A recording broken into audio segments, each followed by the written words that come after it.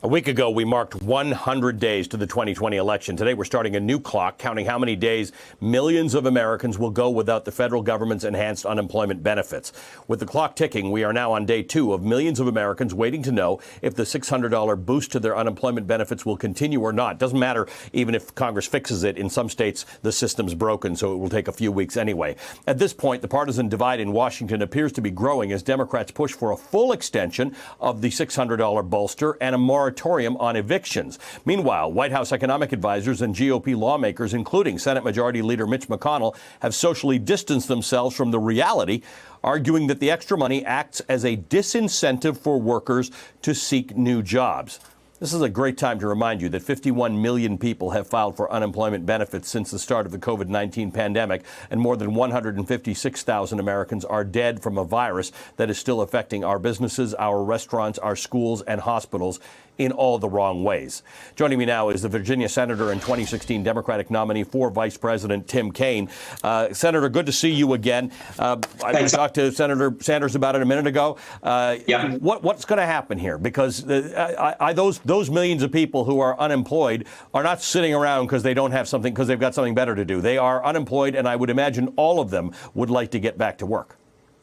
Well, as Senator Sanders said, this is the deepest economic contraction in recorded American history, and the death toll is unacceptably high because of the mismanagement of the pandemic by the administration.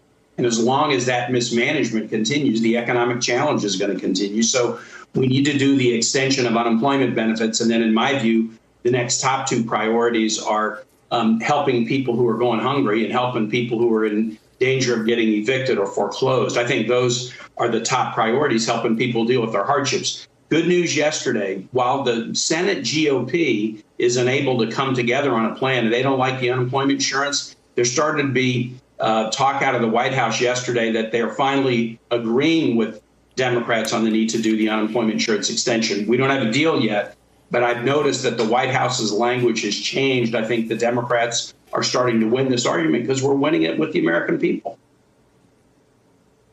The housing crisis is a problem that all thinking people should want to solve, because it's just a lot harder to solve after you've evicted literally millions of people. There could be upward of 12 million people. I've seen some estimates go up to 40 million people. That's a whole different problem to solve, right? You got people not living in their homes. You've got landlords, in some cases small landlords who run a business or are renting out places in their rooms without that income, who might be foreclosed upon. In 2008, if we'd only seen ahead to what the banks could do the right way to solve the crisis, we could have done the right thing. We can actually see what happens if we let people be evicted and foreclosed upon right now. And then, Ali, the difference between now and 0809 is people's having housing insecurity will raise the risk that they'll get coronavirus. I mean, we're asking people to quarantine at home if they can. If they start to be unstable in housing, you're going to make the underlying medical pandemic much worse. And so that's why I do agree with the calls for the eviction and foreclosure moratorium. But you know what? That's not going to be enough,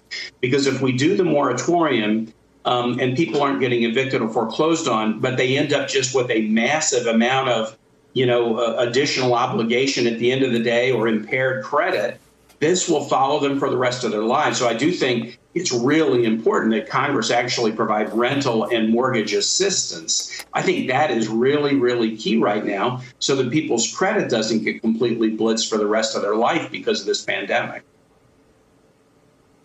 Senator, I want to ask you about, we believe that the vice president is going to be making his decision about his vice presidential candidate within the week.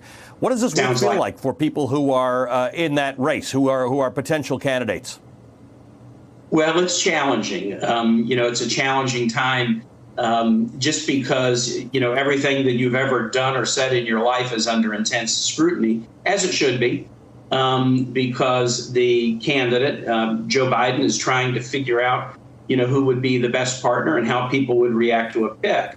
I will say this is an unusual pick in this way. Nobody knows this job better than Joe Biden. This might actually be the most closely held pick. He was vetted for the job in 2008, and then he did a great job at it for 8 years. I interacted with him as vice president when I was governor of Virginia in the first Obama term. Then I interacted with him as a senator in the second Obama term. He knows this job inside and out. He was a valuable partner in ways known and unknown. And so it will be a real internal chemistry call for Biden. But I think he'll want to make a pick that will emphasize three key things. His is going to be an administration of character, compassion, and competence, which is a sharp contrast with the Trump administration.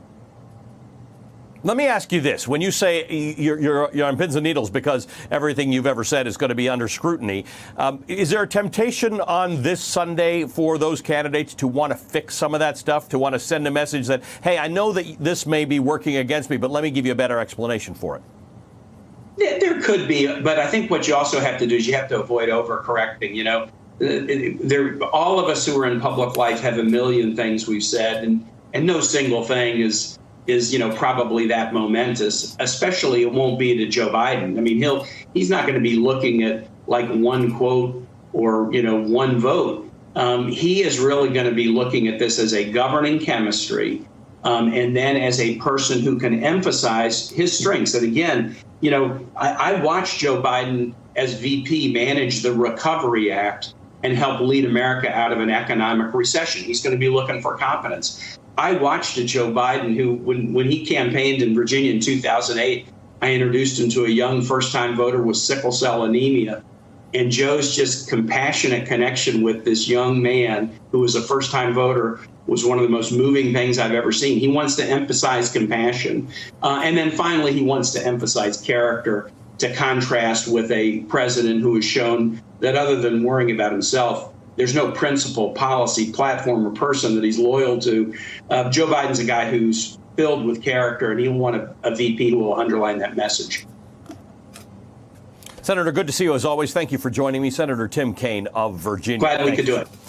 Hey there, I'm Chris Hayes from MSNBC. Thanks for watching MSNBC on YouTube. If you want to keep up to date with the videos we're putting out, you can click subscribe just below me or click over on this list to see lots of other great videos.